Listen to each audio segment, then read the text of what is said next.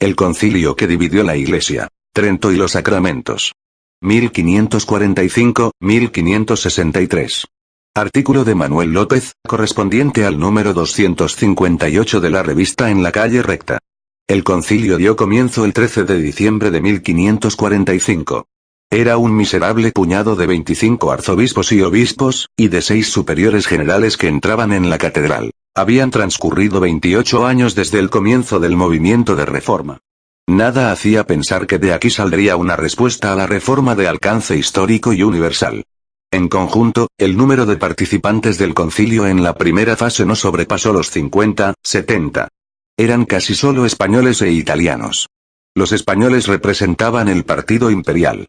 Justo González describe así el ambiente que rodeaba la celebración del concilio. En lo político, la principal dificultad fue que el emperador y el papa competían entre sí por el control del concilio.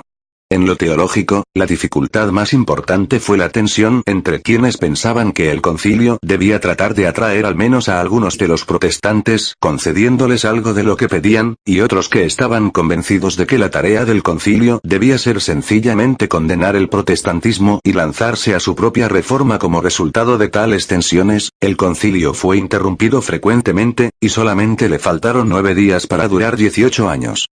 Su resultado fue la Iglesia católica moderna, escritura y tradición. El objetivo principal de Trento era la defensa clara y la comprobación de la doctrina católica frente a los reformadores. Existía gran oscuridad a la hora de precisar el concepto de tradición. Por un lado, este concepto significaba la transmisión del Evangelio fuera de la Escritura; por otro lado, con el plural tradiciones se quería designar la variedad de usos eclesiales, desde la liturgia y los sacramentos hasta las prescripciones sobre el ayuno. También quedó sin aclarar la relación entre escritura y tradición. La mayoría de los padres conciliares y teólogos entendían la tradición, o las tradiciones, como fuente complementaria de contenido junto a la Sagrada Escritura. Al final se decía que la doctrina y la praxis del Evangelio están contenidas no solo en la Escritura, sino también en las tradiciones no escritas, in libris scriptis ex sine scripto traditionibus, que desde Cristo y los apóstoles han llegado a nosotros. Lutero afirmó la autoridad final de las Sagradas Escrituras en todos los asuntos de fe y práctica. La Iglesia romana apeló y apela a la autoridad del Papa, los concilios, los padres y a la tradición o tradiciones. Sin despreciar estas autoridades, Lutero afirmó la supremacía incuestionable de la sola Escritura. En julio de 1519, Lutero dijo a John Eck durante el debate de Leipzig: un simple laico armado con la Escritura debe ser creído por encima de un papa o un concilio sin esta. Así, para los decretos sobre indulgencias, yo digo, que ni la Iglesia, ni el Papa pueden establecer artículos de fe, estos deben provenir de la Escritura. Por el amor a las Escrituras debemos rechazar al Papa y a los concilios. Pecado original y sacramentos. De abril a junio de 1546, tuvo lugar la deliberación sobre el decreto del pecado original.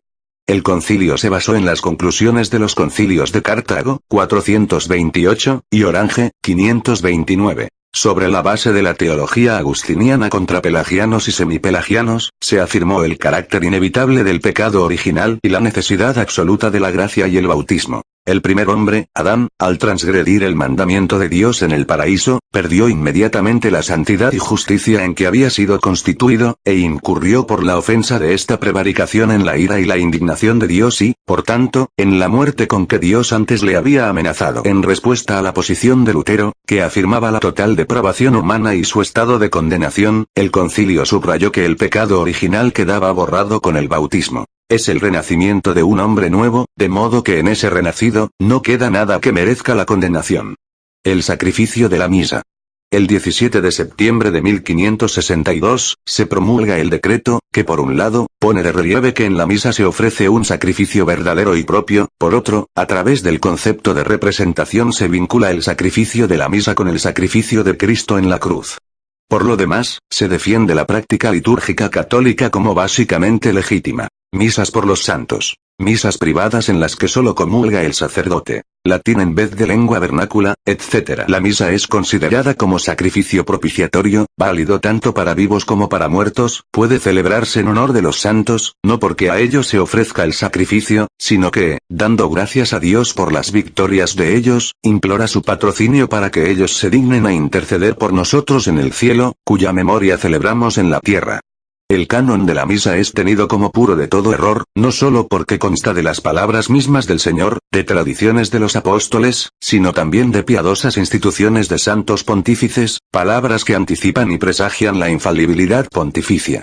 Para los reformadores la misa niega la finalidad y suficiencia del sacrificio de Cristo, como si éste estuviese necesitado de ser repetido continuamente en el altar.